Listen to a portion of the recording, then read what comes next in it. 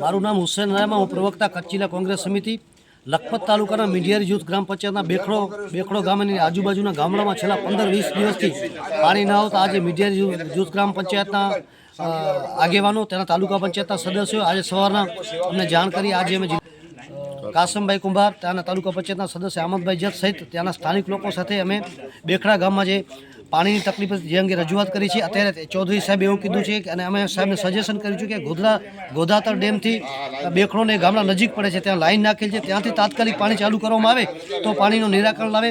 ગયા વર્ષે આજ બેખડા ગામમાં દૂષિત પાણી પીવાના કારણે 5 મૃત્યુ થયા હતા અને કુછ લખપત અબડાસામાં 14 થી 15 માણસો મૃત્યુ પામ્યા હતા. એ વખતે આરોગ્ય સચિવ ખુદ અહીંયા આવ્યા હતા.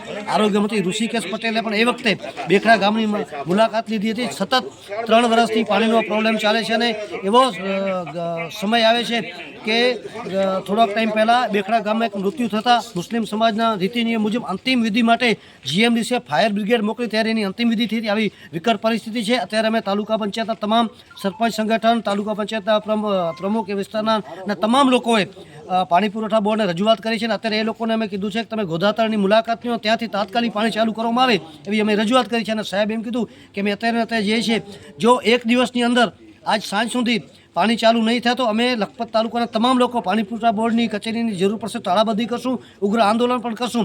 137 પાણી પુરવઠા બોર્ડની અંડરમાં જે એજન્સી પાણી કામ કરે છે એના 137 કર્મચારીઓ લખપત તાલુકામાં છે.